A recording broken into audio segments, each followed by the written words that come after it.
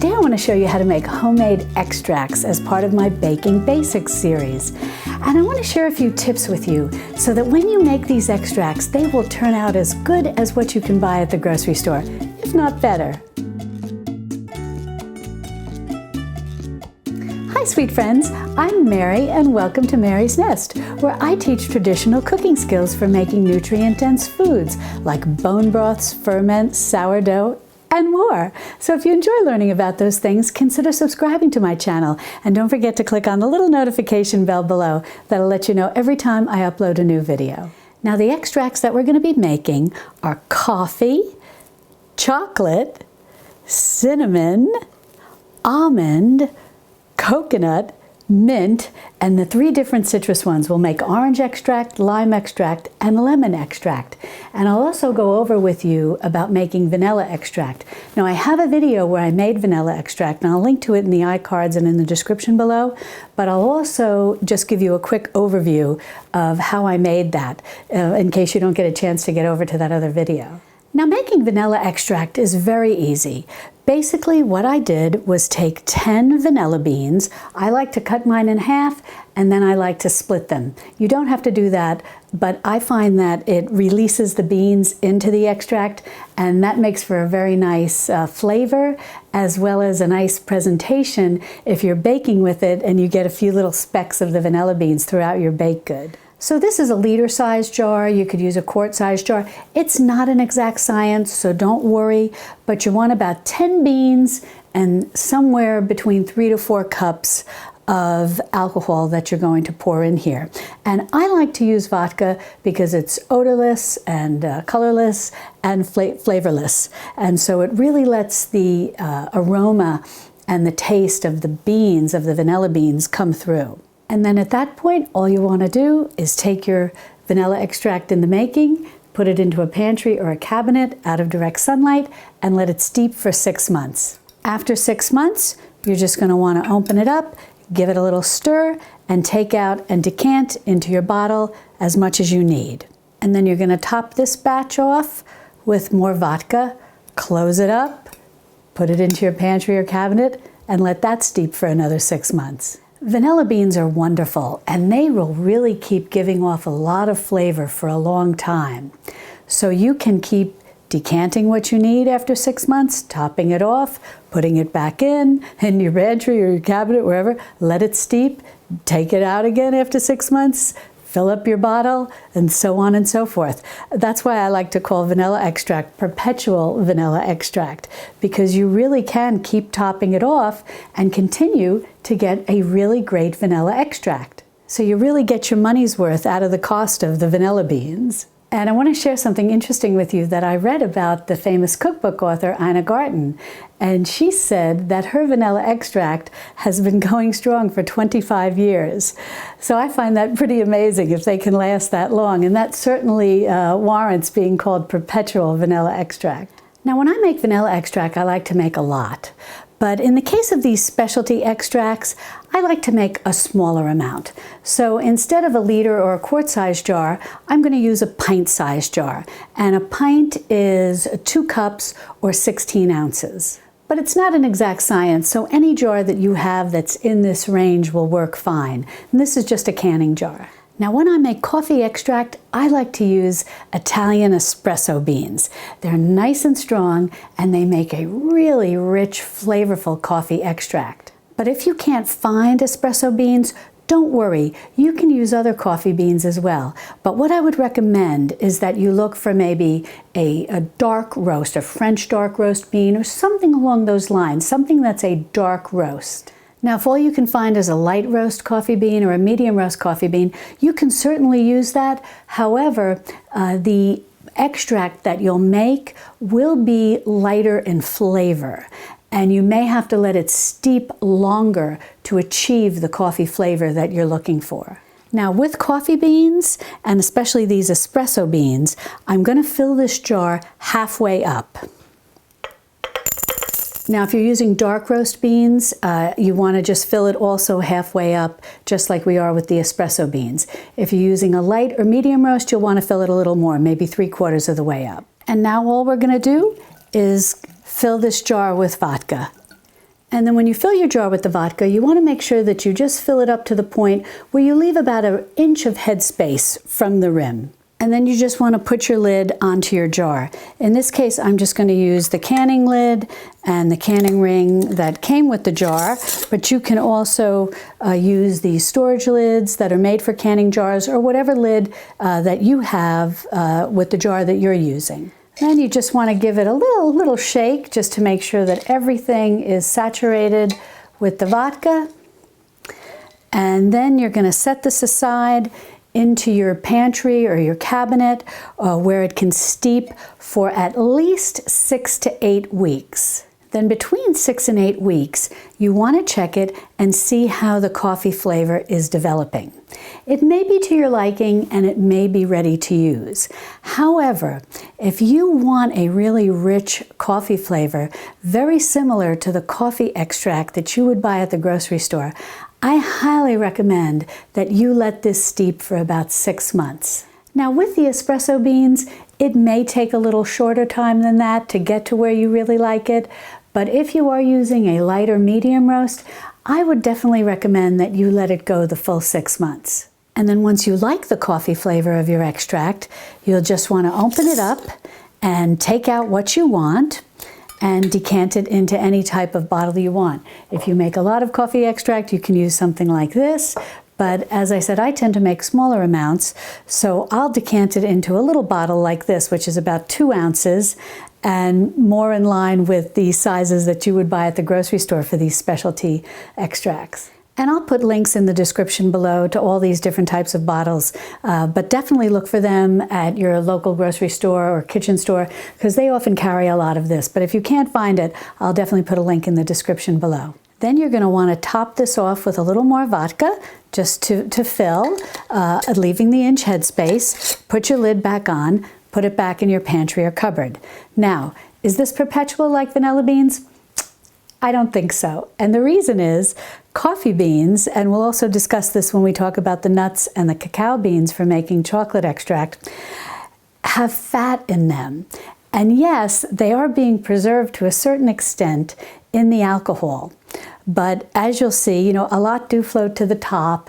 And even though to a certain extent they're saturated with the alcohol and you are turning them up and down periodically, as you might remember, over the 6 to 8 weeks or longer if you go the 6 months. But I always worry about rancidity when anything I'm using contains fat. So I think you can get a second batch out of the coffee beans. But after the 1-year period, taste this and make sure that it still has that nice, fresh, true coffee flavor and hasn't taken on any bit of a rancidity flavor. As long as it's still tasting of a very nice, pure coffee flavor, you can continue to use it to make coffee extract. Now we'll move on to making the chocolate extract. But before we do that, I want to mention one thing. Some of you wrote to me when I made the vanilla extract saying that was there a way to make extracts where you didn't have to use alcohol? And yes, there is. And my sweet friend Heidi over at Rain Country Homestead shows how to make homemade extracts where you don't use alcohol. She uses a combination of glycerin and water. Or she has a very low alcohol version where she uses glycerin and her homemade wine, which has a very low alcohol content, almost something along the lines of maybe making a homemade kombucha. So I'll put a link to her channel and those videos where she shows how to make these homemade extracts with glycerin so that you can head on over there and visit with her if that's something that you're interested in. But one thing I want to mention about using alcohol in making a homemade extract is that generally when you use an extract, you're using a very small amount, and then you're generally baking it. And so hopefully that small little bit of alcohol is cooking off, and it's also spread over the entire baked good. So hopefully there's not too much alcohol in that. Now to make chocolate extract, we want to use cacao beans, and these are crushed cacao beans. If you can get them crushed, all the better, because that really helps release the chocolate flavor. And something that I want to mention about these being crushed in relation to making the coffee extract that we just made, You can use ground coffee, fresh coffee, not one that's been spent, not one that's been used to already make coffee, but you can use coffee grounds to make a coffee extract. The only, I guess, little drawback is that when you go to strain it, it can be a little bit more of a challenge than if you've actually got the whole coffee beans. And so you want a very tight fine mesh sieve to strain it, or you may have to strain it through a flour sack towel. But I wanted to mention that because I didn't mention that when we were making the coffee extract. So if all you can get is ground coffee, you can still make a coffee extract. But getting back to the cacao beans, the crushed cacao beans that we have here, what we're going to do is just fill our jar about halfway up, very similar to what we did with the coffee beans. And then this is going to give a wonderful flavor, especially with them being crushed like this. If you have the whole cacao beans, you can definitely put those in as well. But again, with the cacao beans, the whole cacao beans, you may want to go 3/4 of the way up. So we're just going to go halfway up since we've got these crushed cacao beans, and then we're just going to follow through like we did with the coffee extract. We're just going to fill this with vodka up to within, as I said, about an inch or so of headspace at the very top. Then you just want to put your lid on nice and tight, and again, give it a good shake. And then you're going to find a nice dark place in your pantry or your cupboard and let this steep again for about 6 to 8 weeks. Then you're going to want to check it and see if you like the coffee flavor at that point. Now, with cacao beans, I find this to be very similar as with the coffee beans and the vanilla extract. I do find that if you're willing to wait and let this go 6 months, you are going to have an amazing chocolate extract. But you will also find that somewhere between that 6 to 8 week point, it is going to have a nice chocolate flavor. But at 6 months, it's a lot more intense and reminds me a lot more of what you can find at the grocery store. And once it's to the chocolate flavor that you like, you're going to want to decant that which you want to use, and again, top it off with vodka. But like with the coffee beans, cacao beans do contain some fat, and so you do want to be careful and make sure that you're not getting any signs of rancidity. So always in your second batch, give it a taste, make sure that it still has that nice pure chocolate flavor, and you're all set and you can just keep going with it. Now we'll move on to making cinnamon extract. And what I like to do with this is take the cinnamon sticks and fill a jar with them. And I like to fill the whole jar. And this is what's going to really give this a lovely cinnamon flavor. And as with the others, we're just going to fill this up to within an inch of headspace from the rim. And then we'll put the cap on. We just give this a good little shake. Get that all distributed nicely throughout the jar. And again, check it at 6 to 8 weeks. Now with cinnamon, you may find within that 6 to 8 week period that it's actually quite nice. So you may be ready to decant it at that point.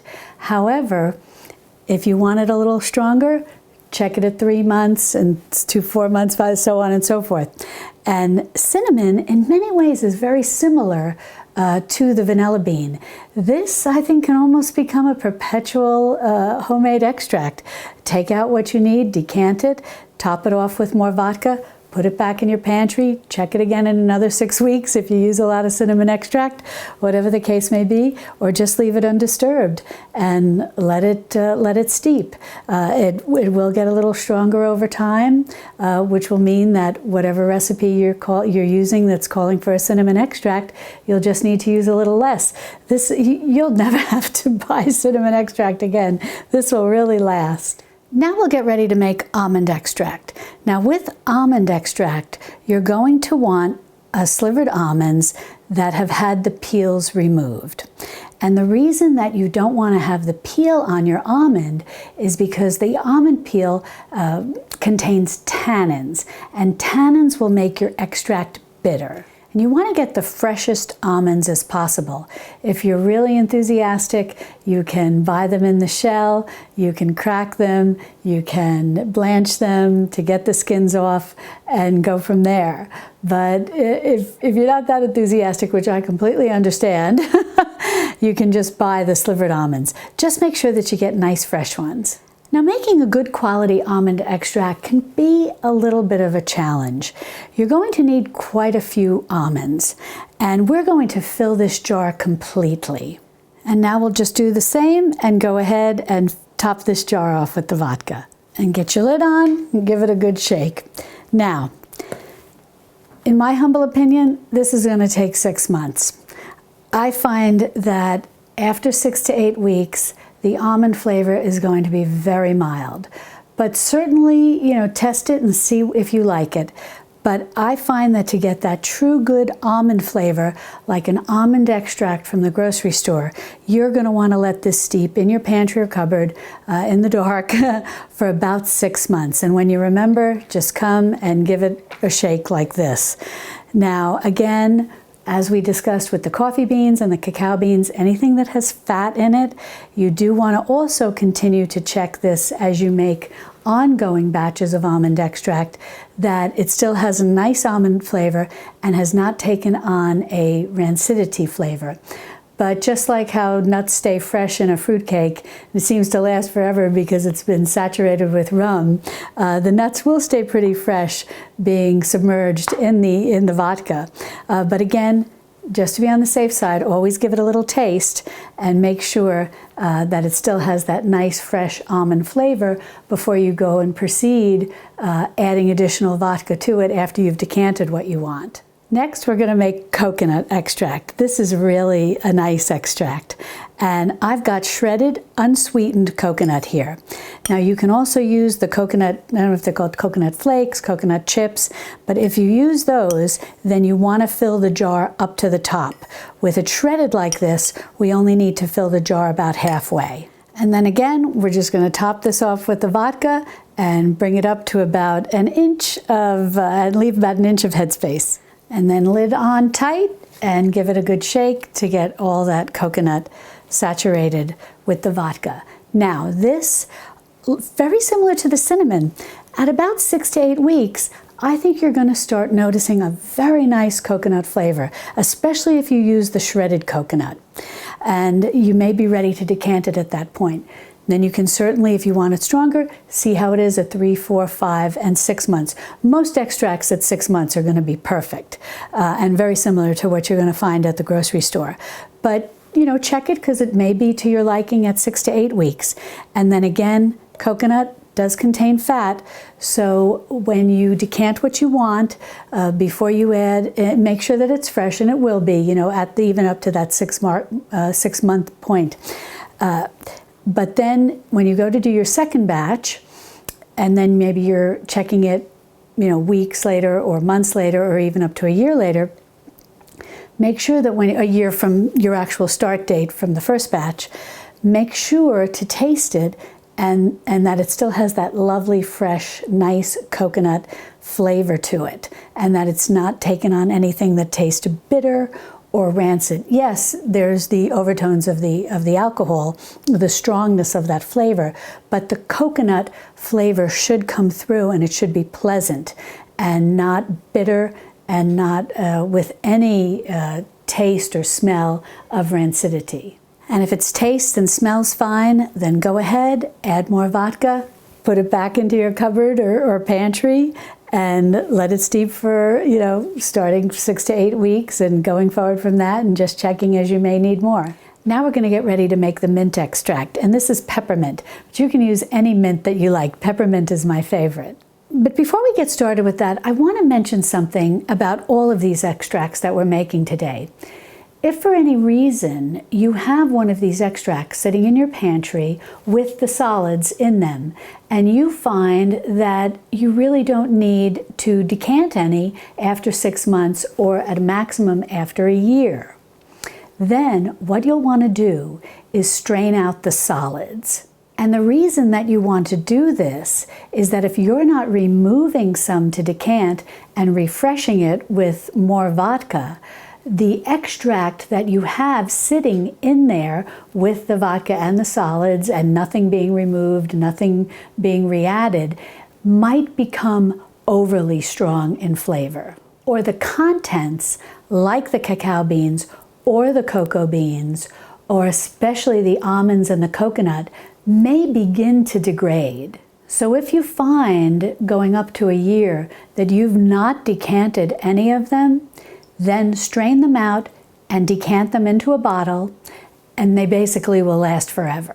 Now, even though it's unlikely that the cinnamon sticks are not going to degrade in quality, they will continue to make that extract become very strong in flavor if you're not removing some to decant to use and then topping it off with fresh vodka. So even with the cinnamon, if you find after 6 months to a year that you're still got the solids in there and you're not decanting it, then you do want to strain out the cinnamon sticks and decant just the liquid as you did with the others, and then put that away in your pantry. And you'll have that wonderful cinnamon extract along with all your other extracts that, as I said, will pretty much last indefinitely. Okay, so now on to peppermint extract.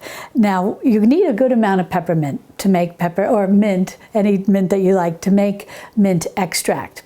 And if you can grow it, like I can grow it here in Central Texas, basically all year long, that's wonderful.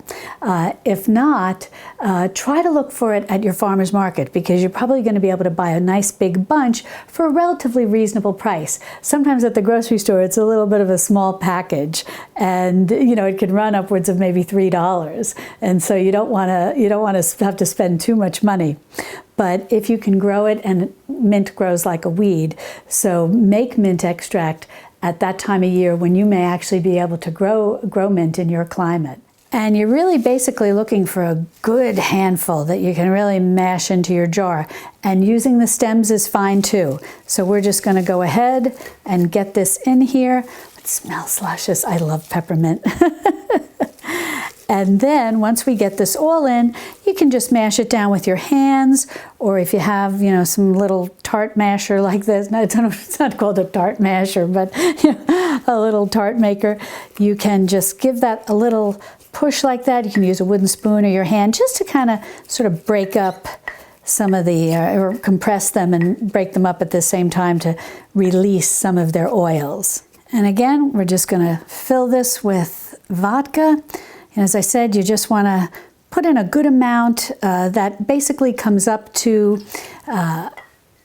when you're putting in the mint, you basically want to, fill the jar with it. Yes, when you tamp it down, it's going to release some of the oils. It's going to make about a half a cup, but then as you see, it's kind of going to spring back up after you do that. But that's about how much of the mint that you want. You want a substantial amount. And again, we're just going to fill this with the vodka up to about within an inch of headspace from the rim. And then your tight lid, a good shake, and it's all ready to go into your pantry or cupboard. Now, mint extract is wonderful, and you will find when you check this at 6 to 8 weeks, it's going to smell very minty, and it's going to have taken on a nice mint flavor. So you often don't need to wait 6 months for your mint extract to be ready. If at 6 to 8 weeks you find it's not strong enough, maybe give it another few more weeks, but keep checking it, because often at 6 months it can be very, very strong. Now, something I want to mention about the mint extract, so that you know what to expect and you don't become concerned. You may see a change in the color of the mint. Even though it is preserved in the alcohol, it may become paler or sometimes a little darker. It really depends, but it may change in color. That's okay.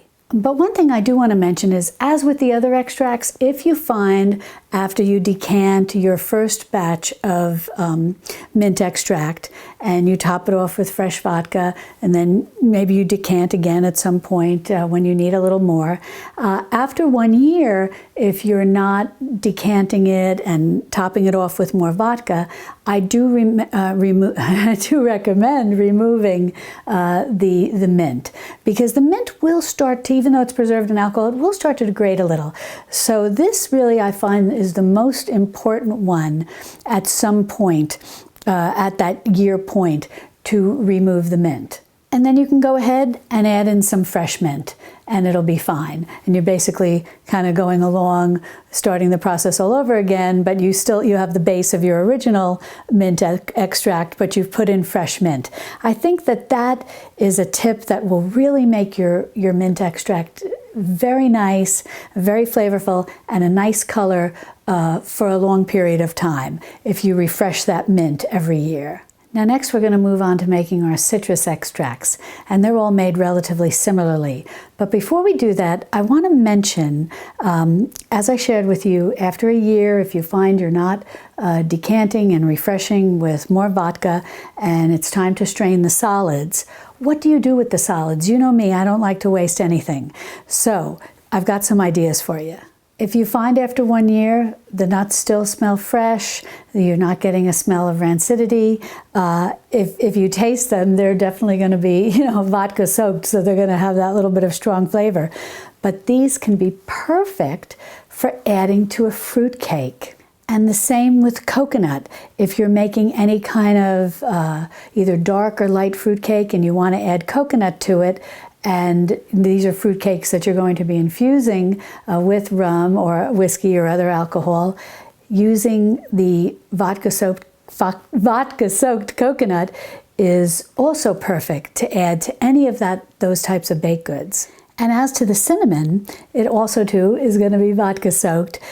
So you can dry this. You can dry this in your oven, or if you have a dehydrator, and then you can grind it into a powder that will again work perfectly with the nuts and the coconut for your fruit cake. And as to the coffee beans and the cacao beans, they can also be dried in the oven or dehydrated and ground up and used for adult-only coffee or chocolate drinks. And the mint, even after a year, will still have a minty aroma to it.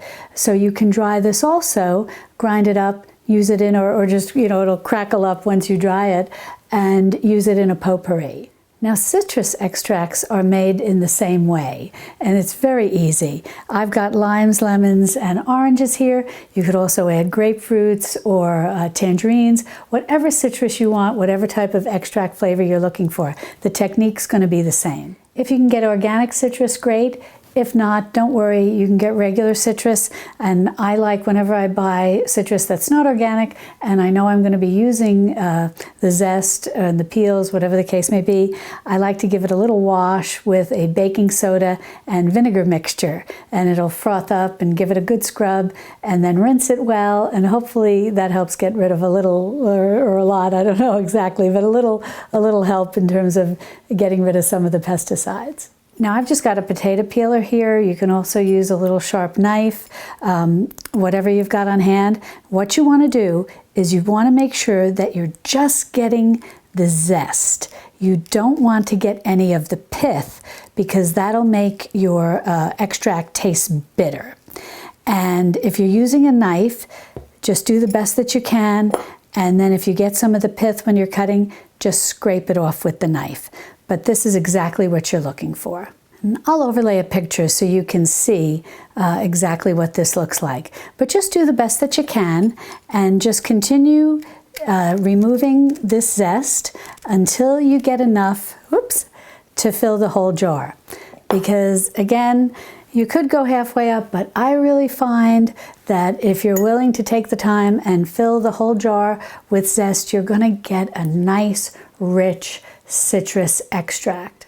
You're going to get an extract that really has the orange or the lemon or the lime flavor, and it's going to be much more similar to those strong extracts that you get at the grocery store. Now, as you zest all of these and you start the oranges and you start filling up your jar, what you can do with your orange is just cut off the ends, and then what we're going to do is remove the pith. I just have a little paring knife here, and we're just going to do our best to just go around like this and remove as much pith as we can.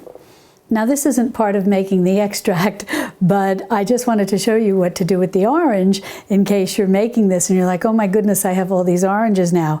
What you can do is, again, as I said, remove the pith, and then you'll see that the orange has lines of all the segments going through, and then just cut in between each segment and take out the nice orange pieces. They're called supremes, and I'll overlay a picture so you can see exactly how to do that and what I'm doing, and then just put that into a bowl that you can save, and then you can make a lovely fruit salad. And you'll just go along cutting out all these supremes, and then when oops, this little guy's still caught on.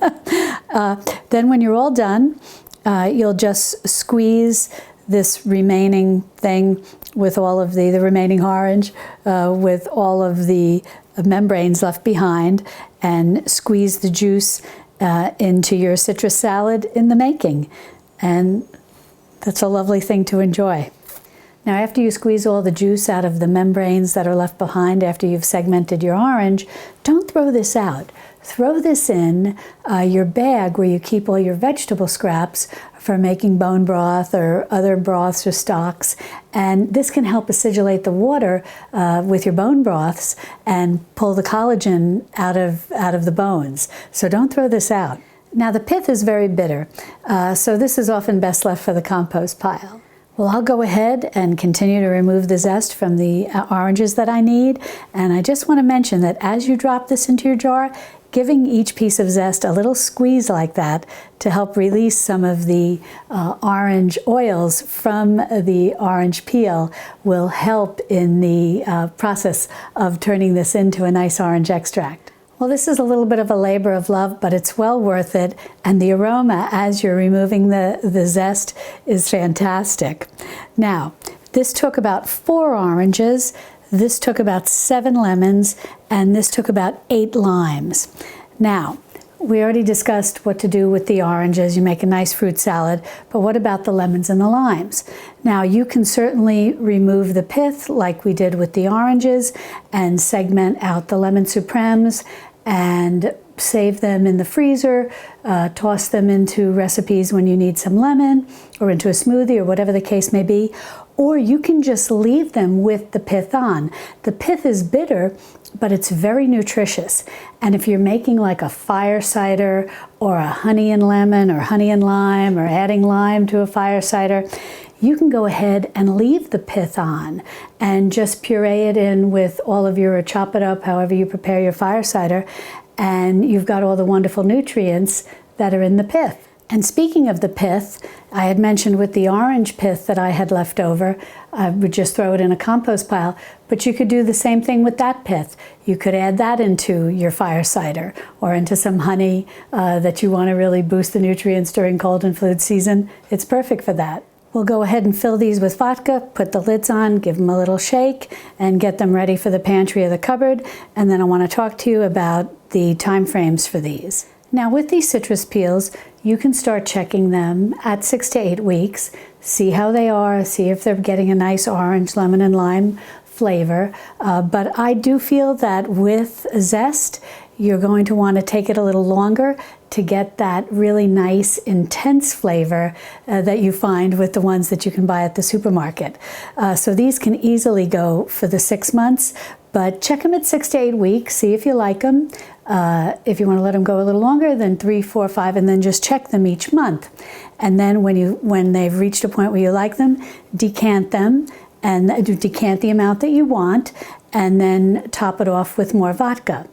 Now, if you are in a situation like with the other ones where you find that you've gone 6 months and you've topped it off with vodka, you've made a new batch, and then 6 months later you're decanting some more, but then you're really ready to you don't need that much and you're really not ready to top it off again. That's when you want to strain out the solids, and decant the final product of your orange, your lemon, and your lime. Put it in a bottle, put it in your pantry. It's going to last forever. And even if you decide that you are making a lot, similar to the mint, after 1 year, you're probably going to want to strain out these zests anyways and put in new zests. Now you can still leave in the extracts that are in the process of being made and strain out the solids, put the liquid back in, put some more zest back in, top it off with vodka, and start the process again. But I find with things like zest and mint, possibly the almonds and the coconut as well, that at some point they are going to begin to degrade. Unlike the vanilla beans, which seem to hold up beautifully, the cinnamon holds up beautifully. The coffee beans and the cacao, you know, they do have some fat in them, so you are going to have to monitor that. But the zests and the mint are the most likely to degrade first. So I recommend after 1 year changing it out if you want to keep them going. Well, I hope you'll give making homemade extracts a try. And if you'd like to learn more about traditional cooking, be sure to subscribe to my channel. And then click on the video that'll show up over here. It's my Baking Basics playlist. And I'll show you how to make the vanilla extract in detail, how to make natural food coloring, evaporated milk, and condensed milk. And I'll see you over there in my Texas Hill Country kitchen. Love and God bless.